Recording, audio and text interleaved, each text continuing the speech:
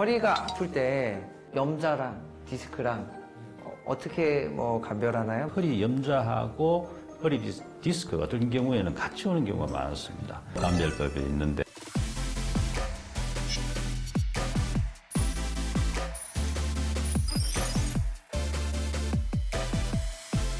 안녕하십니까. 대한척추신경외과학회 홍보위원회 위원 이동근. 네, 고영진입니다. 반갑습니다. 반갑습니다. 작년에 이어서 올해 2022년 첫 방송인데요. 네네. 현 대한척추신경외과학회 회장님이신 김인수 회장님이 출연해 주셨습니다. 안녕하십니까. 대한척추신경외과 학회 회장 김인수입니다. 반갑습니다. 대한척추신경외과에 대해서 어떤 과인지 한번 좀 소개를 좀 부탁드리겠습니다. 보통 이제 척추하면은 일반적으로 척추는 뼈이기 때문에 뼈는 정형외과다 이렇게 생각할 수 있는데요. 척추는 사실 그 증상이 나타나기까지는 뼈에 대한 문제보다는 신경이 눌려서 나타나는 증상이 많습니다. 그래서 우리 대한척추신경외과, 그러니까 신경외과 학회 안에 대한척추신경외과 학회는 1987년 창립해가지고 올해까지는 35년이 됐습니다.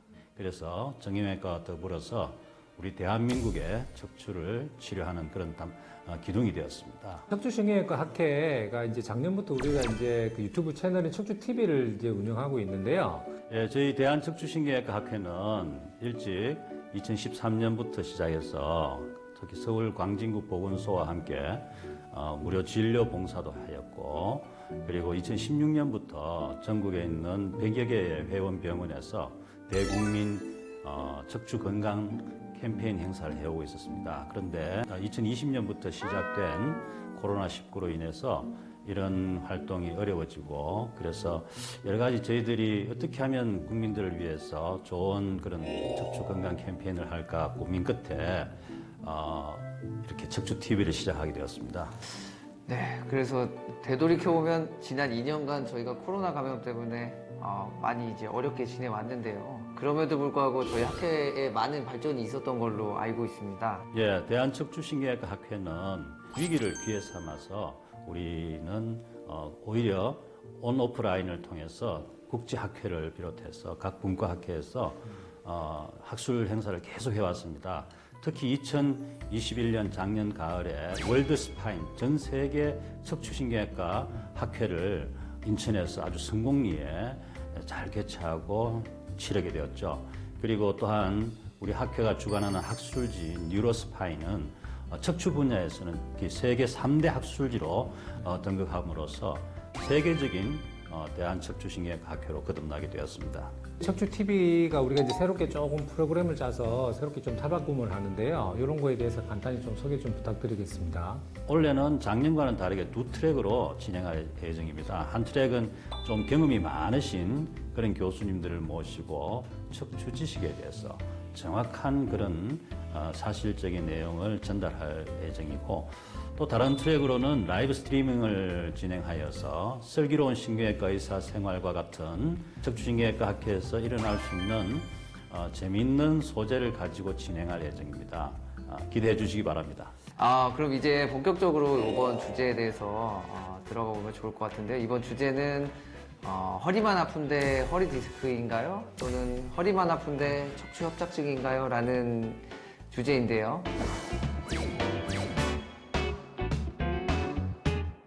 요즘은 이제 평균 수명이 증가하여서 실제로 지금 수술하는 환자분들의 연령이 70대, 80대, 고령이 많으십니다. 그래서 또 한 가지는 또 이제 PC, 스마트폰 사용 증가로 인해서 목의 통증이나 요통을 호소하는 척추질환 환자가 굉장히 많이 늘어나고 있습니다. 그래서 보건의료 빅데이터 개방 시스템에 허리 디스크라고 검색해 보면은 매년 늘어나기 시작해서 이제 2019년에는 200만 명이 넘게 치료를 받게 됩니다. 전체 척추 질환은 한 890만 명이니까 우리나라 인구의 자마치 거의 5분의 1, 한 20% 되죠. 이야기하신 대로 진짜 요통 환자들이 굉장히 많이 늘었거든요.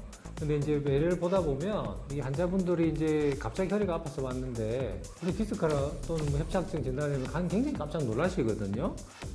허리가 아픈 원인은 단순한 근육통, 그러니까 염좌로부터 인대, 관절, 디스크, 협착증, 또 척추체에 생길 뼈 염증이라든지 감염, 종양 등 원인은 아주 많습니다. 대부분은 근육통인 염좌일 가능성이 많습니다. 그렇지만 그 증상이 1주, 2주 이상 이렇게 계속 지속되면은 염좌 외에도 다른 원인을 꼭 생각해 봐야 됩니다. 그 중에 흔한 것이 허리 디스크와 허리 협착증이 여기에 속하는 것입니다. 그런 디스크나 협착증이 갑자기 찾아오는 게 아니고 이제 천천히 진행돼서 안 좋아지는 경우가 많은데 환자분들은 그동안은 괜찮았는데 아파서 오시고서 이런 진단을 받으시면 많이 놀라는 경우가 많은 것 같아요. 근육이나 인대에서 발생하는 염좌는 갑자기 올 수 있는데 디스크나 협착증 그 중에서도 가장 흔한 허리 디스크는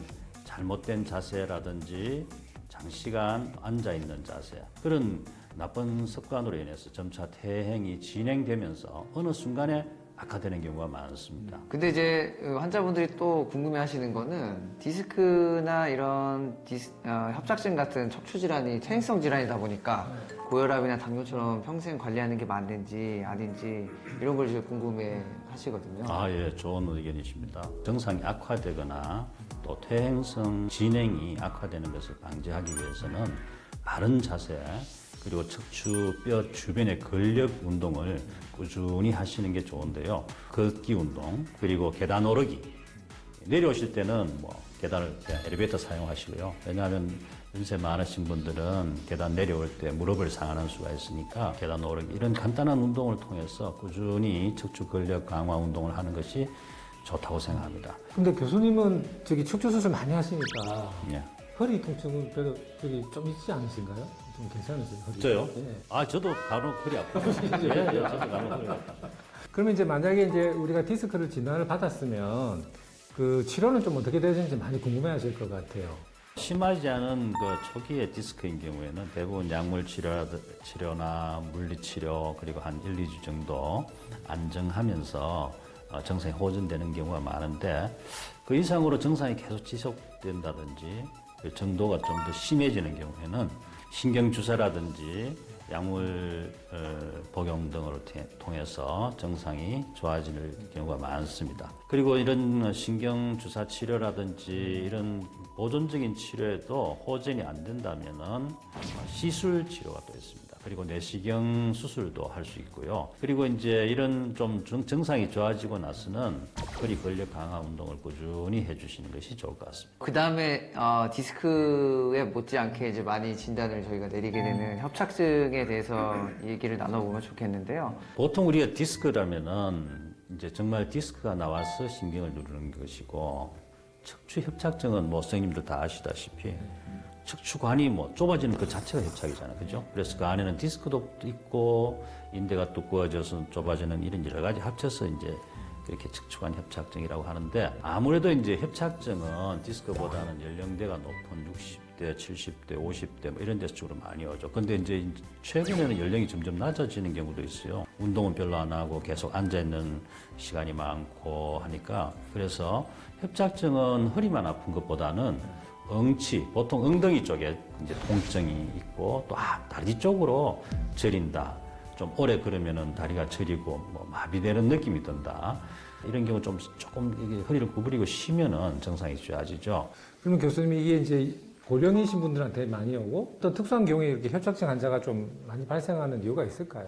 이제 연령이 높아지면은 처음에는 디스크 높이가 이렇게 높다가 뼈하고 뼈 사이에 점점 낮아지잖아요. 네. 점점 낮아지면서 디스크는 펑퍼짐하게 뒤로 밀려나고 또 이게 낮아지면서 뒤에 있는 관절에 이제 무리가 되니까 관절이 두꺼워지고 인대가 두꺼워지고 그래서 전체적인 협착이 이제 발생하는 거죠.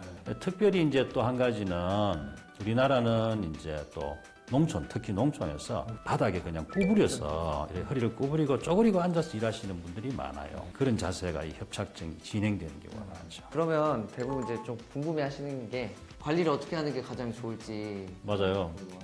저희들이 항상 마음은 청춘이잖아요. 그래서 이제 한 40 넘어가고 하면은 항상 마음은 청춘인데 우리 육체는 그렇지 않잖아요. 그래서 항상 본인이 그 자신의 이 신체에 대해서 관심을 가지시고 꾸준히 운동하고 그리고 또 생활 습관도 아까 말씀드린 대로 땅바닥에서 그냥 이렇게 꼬부리고 앉아서 하는 그런 노동, 계속 반복해서 허리를 이렇게 무거운 물건을 들었다가 일어섰다 하는 이런 굽혔다 폈다 하는 이런 동작이 사실 허리에는 젊을 때는 괜찮은데 나이가 드실 때는 그게 상당히 무리가 되죠.